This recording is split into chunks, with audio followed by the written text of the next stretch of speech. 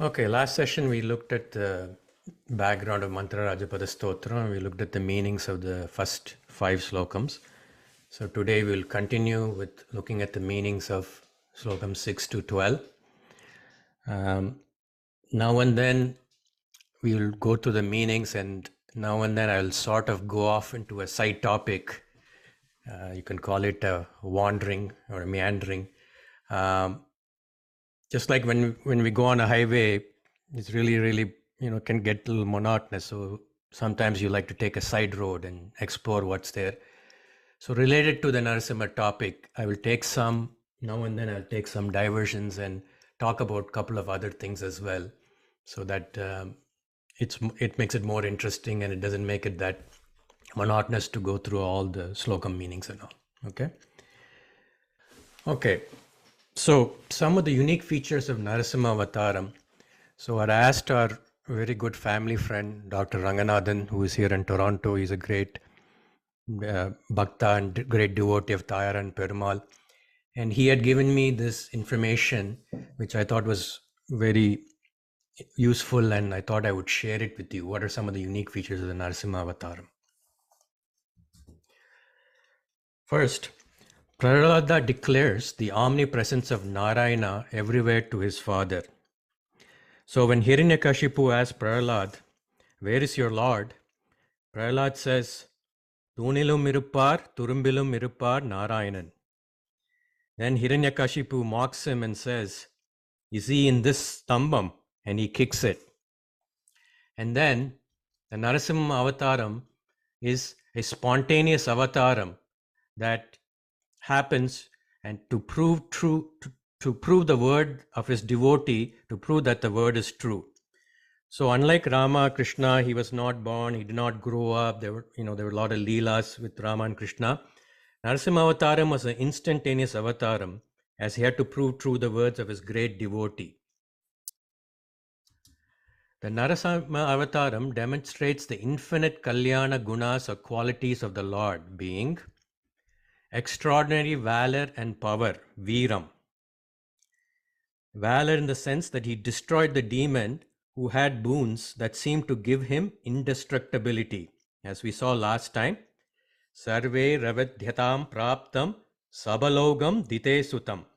One who had all the boons, sabalogam, and had indestructibility. Sarve ravadhyatam praptam. Power. The road that shook the earth, Ninada Trasta Vishwandam, was full of power. And also we saw the Jwalantam, the shine, the fire that was behind the Avataram. So extraordinary valor and power. Second, he came in an unimaginable form as Narasimham, half man, half lion. This was due to the boons that Hiranyakashipu had. To bypass those boons, he came in that form. And it was a form that was Ugram, which was very fierce, Bhishanam, and frightening. Third, the all-pervasiveness of this avataram. Swami Vedanta Desikan states that the entire universe became a Narasimha Garbham, that is, womb of Narasimha, because the Lord had already decided to take that form to get rid of Hiranyakashipu, and he pervaded the whole universe with that form, ready to jump out from anywhere where Hiranyan chose to kick.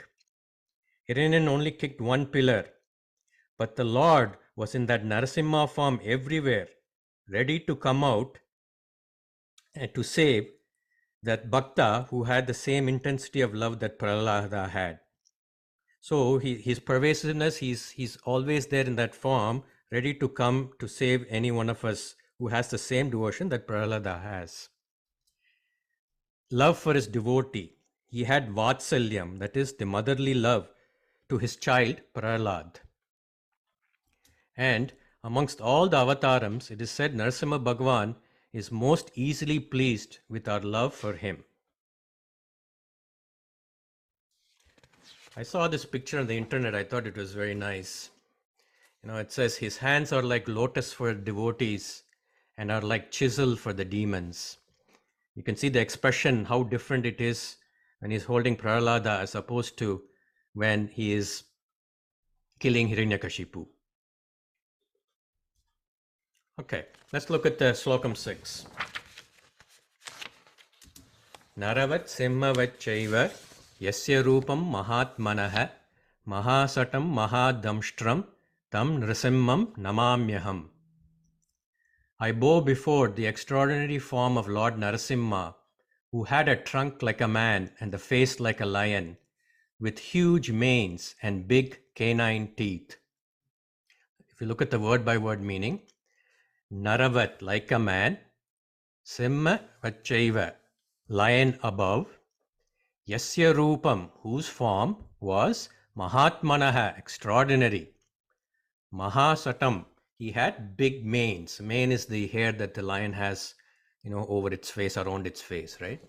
Mahasatam, mahadamshtram, he had big teeth, he had big canine teeth. Tam narasimham, to that Narasimha, namamyaham, I bow down. Now, Narasimham, there are different names also for Narasimha, right? It's Narasimha, Narasimham, Narasingha. And also in Tamil, we call him as Singaperumal, Aragiya Singer. These are all different names for that extraordinary form. The incomparable form of the Lord with a lion's face and a human body is indeed awesome and full of wonders. Therefore, Swami Vedanta Desikan calls him Adbhuta Kesari, the wondrous lion. Now here in the Slokam, there's a reference to Mahasatam, the big manes. A similar reference to the manes has been made by Swami Desikan in a Stotram on Narasimha called Kamasikashtakam. In one of the Slokams in this Stotram, Swami Desikan says, when you appeared out of the pillar in his palace with the frightening swirl of your manes and ear-shattering roars, your brows were twittering with your mighty anger at Hiranya for the injustices that he did to your devotee. So I like the word that Swami Desikan has used, the frightening swirl of your manes. That same thing is mentioned here as Mahasatam, the big mane. Slokam 7. Yannama smaranad bhitaha bhuta vetala rakshasaha rogadyascha pranashyanti bhishanam tam namamyaham. By the mere thinking of Lord Narasimha's name, the inauspicious ghosts, goblins, and demons get frightened, and acute diseases are destroyed.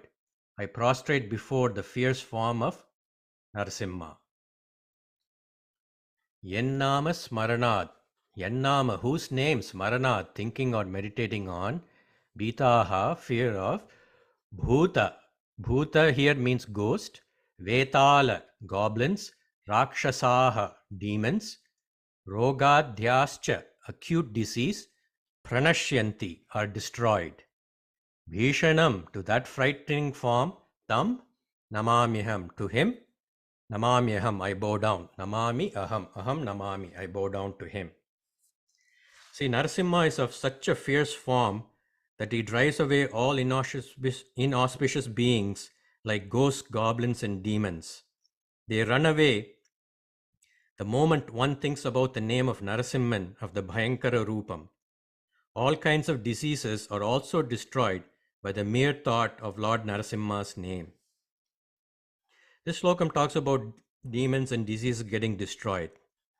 I want to tell you about two incidences that happened in the life of Adi Shankaracharya, where Narasimha Bhagavan came personally to save him.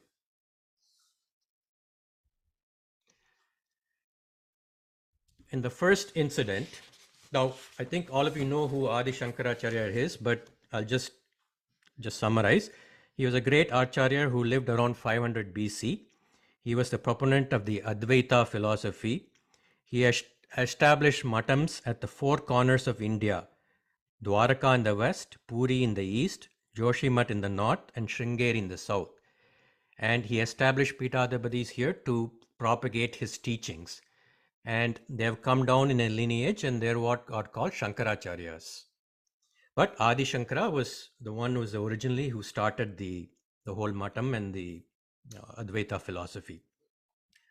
So Adi Shankaracharya had once given his consent to a cruel Kapalika to take his head and offer it as a sacrifice to goddess Kali in order to win favors from her. Kapalikas were followers of a particular Shaiva sect who always carried human skulls, wore them as garlands around their necks, and even ate and drank from these macabre vessels. This Kapalika had been nursing a grievance against Adi Shankara, whom he viewed as a potential threat to his faith and sect. He took the Acharya to a nearby cave, made necessary arrangements for the sacrifice ritual, and prepared himself to behead Adi Shankaracharya. The Acharya was all along in a trance. One of Adi Shankara's disciples, called Padmapada, had attained Narasimha Mantra Siddhi. He prayed to Lord Narasimha to save his Acharya. When Padmapada had heard about what happened, he rushed to the cave. When the Kapalika lifted his sword and readied himself to chop off Adi Shankara's head, Lord Narasimha appeared through Padmapada's body. That is, Padmapada became an Avesha of Narasimha temporarily as his body took on the man-lion form. Lord Narasimha caught hold of the Kapalika and tore him to pieces. It was as if the original incarnation of Narasimha was repeated again. So, Bhuta Vetala Rakshasaha Pranashyanti. In the second incident in Adi Shankara's life, on another occasion, Adi Shankaracharya's hands got burnt, but he was cured by extolling Lord Narasimha to the famous hymn, the Lakshmi Narasimha Karavalamba Stotram. This Stotram was composed by Adi Shankara and has 17 slokams, and with each slokam ending with the words Lakshmi Narasimha Mamadehi Karavalambam. That is, O Lakshmi Narasimha, please give me refuge by holding me with your divine hands. Mamadehi, give me, Kara, hand, Avalambam, support or refuge. So you see now these two incidences in Adi Shankara's life where Bhagawan Narasimha had come to protect him both from demons and from disease. Let's move on to Slokam 8. Sarvopiyam samasritya sakalam bhadramashnute shriyacha bhadraya jushtaha yastam bhadram namamyaham. To all those who surrender to him, they obtain all auspicious things and are endowed with wealth of every kind. To that repository of good things I bow down to. Sarvopiyam, sarvaha api yam, all those whom samasritya, taking refuge, sakalam, all, bhadram ashnute, bhadram, auspiciousness, ashnute, attain, shriya, wealth and prosperity, cha, and bhadraya, auspiciousness, jushtaha, are endowed. Yastam bhadram, to that repository of auspiciousness, namamyaham, I bow down to.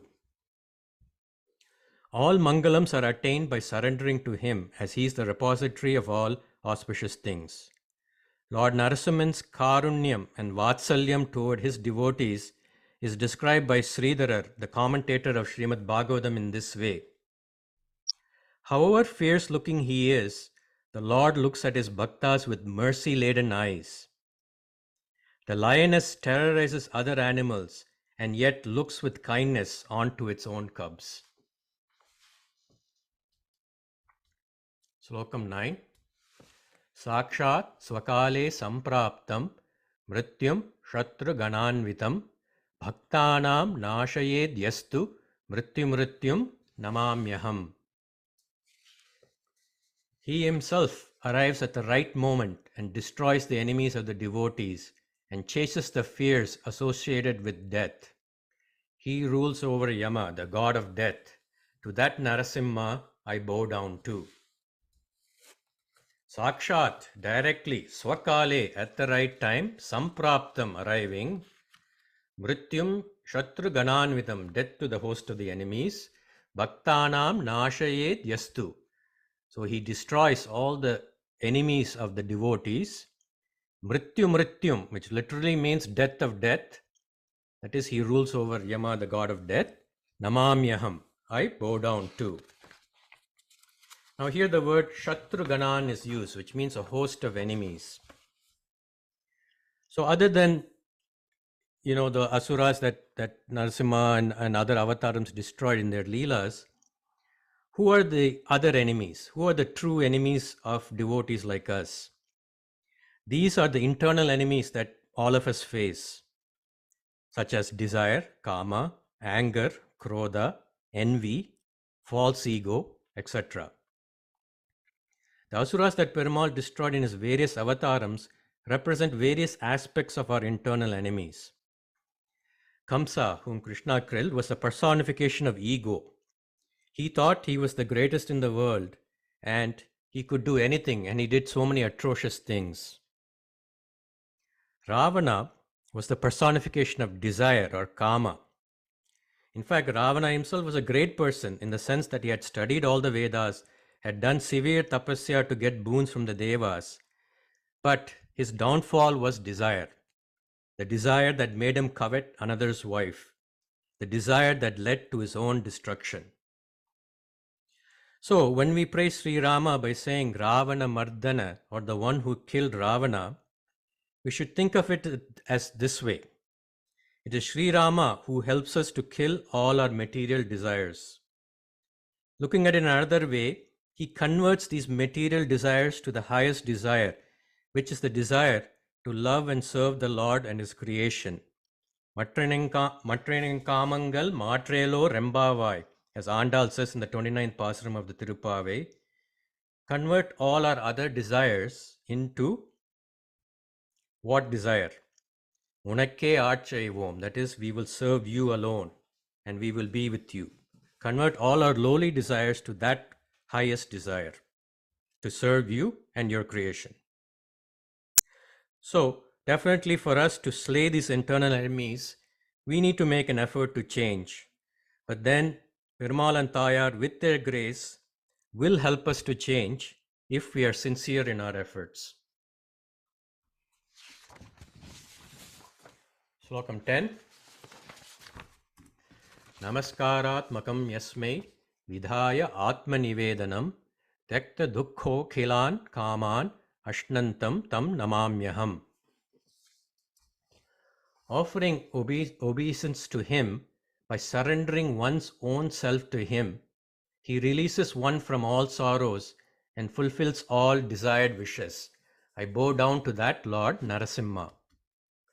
Namaskaratmakam, offering obeisance, bowing down to, yasmai, on to whom, vidhaya atmanivedanam, making surrendering one's own self, tekta dukkho khilan, what happens?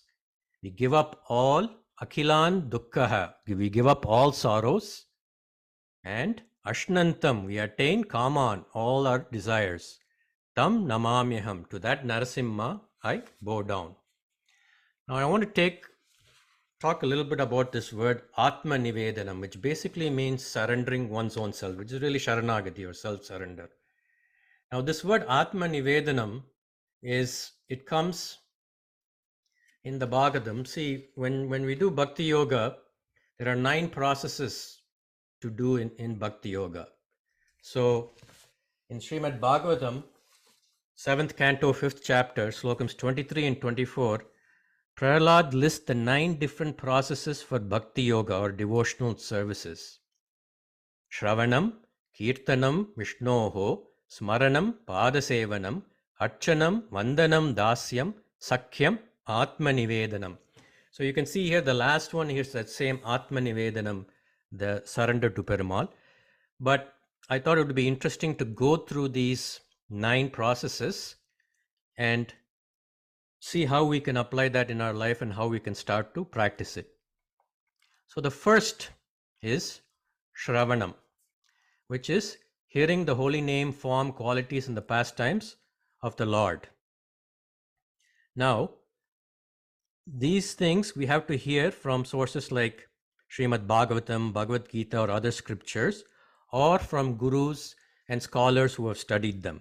So this is the first step. We have to hear about the Lord's name, form, qualities, and pastimes, leelas. Only if you gain this knowledge can the other steps be done with the right devotional sentiment. See, in the olden days, this type of information was, handed down from guru or from the parents, or people read the scriptures themselves, attended religious discourses. In this age, many of this information is available to us online in a format that we can easily understand. There's so many people who have explained it. So for example, there's so many upanyasams of scholars like Velakudi Swamin or Dushyant Sridhar. They're all available on YouTube for us to listen, right? To do the sravanam. If you like this type of information with music, there are so many Kada Kalakshepams that are also available on YouTube by talented artists like Vishaka Hari and all that. So we must utilize these resources and first increase our shravanam, hearing about the glory of the Lord, hearing about the glory of his name, his form, his qualities, and his pastimes. So let's make that our 2023 New Year resolution, that we will first increase our shravanam. Second is kirtanam. Kirtanam means chanting the Lord's name. So this could be chanted as japam or as part of a song, as a bhajan. So the names that you have received from shravanam, you should memorize these vibrations and keep repeating them. So that is kirtanam. Third, smaranam. So now you have heard it, you have repeated it and brought it into your mind. Smaranam is now to remember and think and think in amazement about the Lord's form, his qualities, his leelas, etc. The greatest example of smaranam is Prahlad, who was always thinking about the Lord, even when he was being tormented by his father. So I'd like to give you a practical example of how you can do the first three, right? First, Shravanam. So I'll give you one example. You must have read or heard about why Krishna is called Damodara. Damodara is another name for Krishna. It means the one whose stomach was tied by a rope, right? Udara is stomach. One whose stomach was tied by a rope. So the Leela or the pastime is as follows. When Kutti Krishna was being very mischievous, Mother Yashoda tried to tie him to a mortar stone with rope so that he would stop his mischievous for a while and she could get her work done. No matter how much rope she brought to tie him, it was always too short. She got very tired and frustrated. After all, Krishna is Mayan, right? Finally, Kutti Krishna took pity on his mother and with great love let her tie him to the mortar. That most supreme powerful being who creates and recreates the whole universe over and over again, who destroys all enemies, became a small boy and let his mother tie him down. Why? Because of her love for him. This incident shows that the only thing that can conquer the Lord is the love of his bhakta. Now, Shravanam is over. You heard about the name and what it means. You heard about the Leela of the Lord associated with this name and his wonderful quality of allowing himself to be conquered by the love of his devotee. Next step you do is kirtanam of this name, Damodara. And as you're doing kirtanam, you have to do smaranam. Remember this Leela. Remember the divine truth behind this Leela of his. Right? That he is so easily accessible and he allows himself to be conquered only by the love of his devotee and nothing else. So as you do kirtanam, you have to do that smaranam. Now when all these three are combined, it very effectively increases your bhakti or love for the Lord. Kirtanam without smaranam is not as effective in increasing your bhakti. And smaranam is easier or can only be done if you're done shravanam and listening to that leela and that pastime and that before. So this is just one example I've given you with one name, Damodar. There are so many beautiful names of the Lord and each has a story behind it. Madhava, Keshava, Janardana. So this is something that we can have to start to practice. Sravanam, kirtanam, and smaranam. Fourth is pada sevanam, serving the lotus feet of the Lord, worshipping his feet. So during puja, we wash his lotus feet, and it is the same feet to which we surrender ourselves.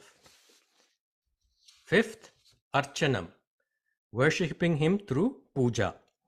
Now, puja does not need to be complicated. Everybody can do a simple puja. All the steps is you invite the Lord and Tayar to be present in the Vigram of the picture you're worshipping. Picture them, inviting them and making them sit on a nice asanam, a seat. Welcome them to your home by garlanding them. Then wash their feet, wash their hands, give them some water to drink, perform abhishekam for them, ceremonial bath. After the bath, decorate them with jewels, alankaram, show the dhupam and the deepam, offer them a fruit or naivedyam to eat, and you do mangala arti. That's all puja is, right? Now, each of these steps can be performed to a vigramam or a picture, or it can even be done in the mind through visualization, manasika puja. So, in fact, when you're traveling or something and you cannot take all the paraphernalia with you, you can do it in your mind, right? So, you might not be able to do the elaborate puja that the priests do in the temple, but it doesn't matter because Perumal is looking at the sentiment with which you do the puja.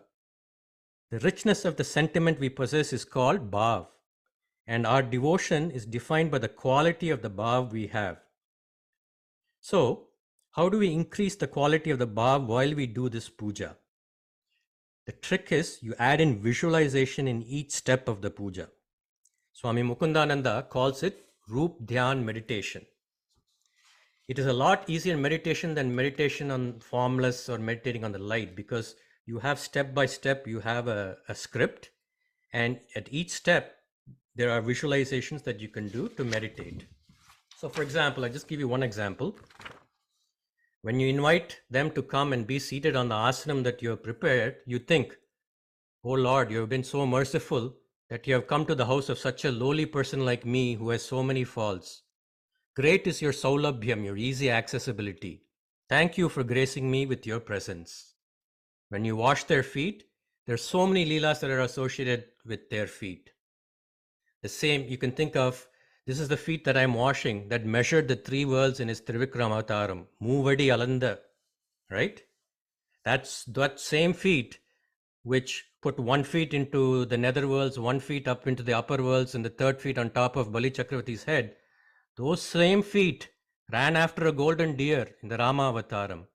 That same feet was washed by the boatman Guha.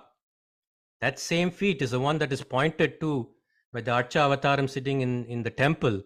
Perumal with his right palm is pointing down to his feet. And he's saying, surrender to these feet. I'll take care of you. Don't worry. You don't need to do anything else.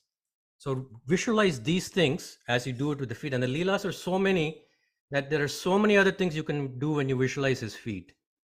When you wash his hand, remember, these were the same hands that released an infinite amount of sari to save Draupadi when her modesty was being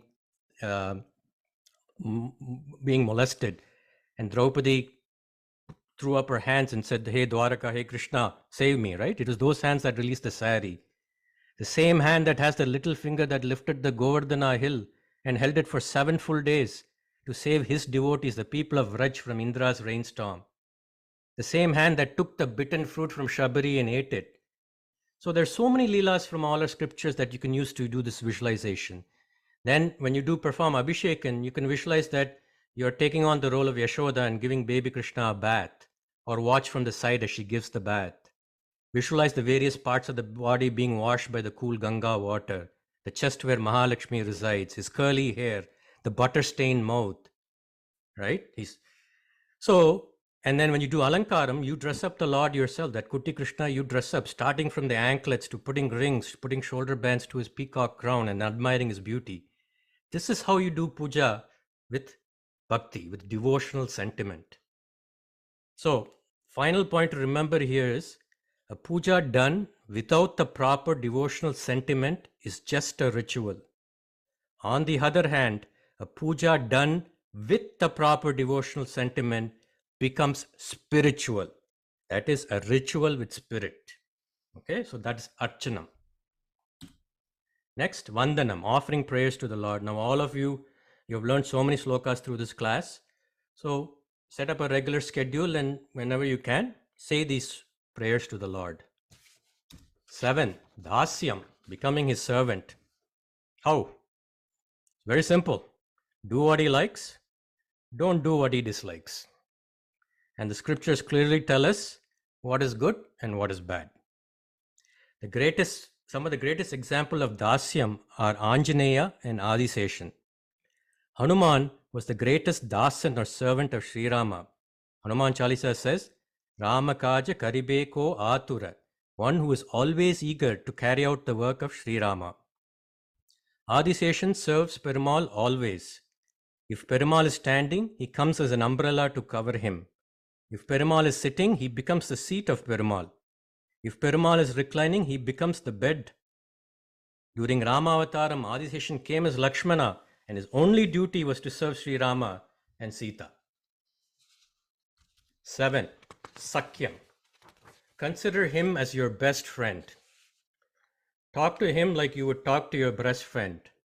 Tell him all about all your happiness, sorrow, worries, doubts, faults, etc. Ask him for help in improving yourself just like you would ask a friend for help. Consider him as the eternal friend who will be there when nobody else will be around, that is at the time of death. Family and friends might be around, but when the soul departs, only he is there. Best example of Sakyam is Arjuna, who had a close friendship with Sri Krishna. Though he was his cousin, he was also a very close friend. Krishna guided Arjuna by delivering the Bhagavad Gita when Arjuna's mind got overwhelmed with Vishadam, a despondency that was brought on by delusion and wrong understanding. Krishna guided him out of that, and in the process we were blessed with the Bhagavad Gita. And 9, Atma Nivedanam, which is surrendering of oneself in body, mind and actions to the Supreme. This is Sharanagati, self-surrender. Now there's a lot more details to Sharanagati which I cannot cover now, but maybe I'll do it in a future presentation because that's a bigger topic to cover. So these are the 9 processes that are there in Bhakti Yoga. And the second Slokam there says that these 9 processes are accepted as pure devotional service. One who has dedicated his life to the service of the Lord through these 9 methods should be understood to be the most learned person, for he has acquired complete knowledge. Okay, so I just thought that was interesting. This is a very famous, the sravanam, kirtanam, smaranam. I thought it's very important that we sort of cover that topic. Coming back to the Slokam, Slokam 11. Dasabutah svatas sarve hyatmanah paramatmanah ato hamapi te dasah itimatva namamyaham. All the living beings by nature are servants of the Supreme Being. I am prostrating to you with the awareness that I am also your servant.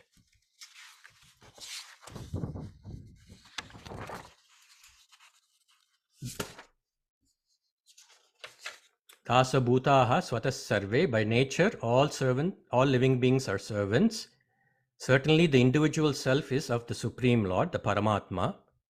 Ataha aham api, therefore I am also te dasaha, your servant. Iti matva, knowing this, namamyaham, I bow down. Slokam 12 is the phala sruti. Sankarena darat proktam padanam tattvanirnayam trisandhyam yaf padetasya srividya yuscha vardate. Shankara, Lord Shiva, has spoken these verses that contain noble truths. Whosoever reads these verses thrice a day, at sunrise, midday and evening, would have a great increase in prosperity, knowledge and longevity. So that concludes the meanings of the Narasimha Mantra Rajabada Stotram.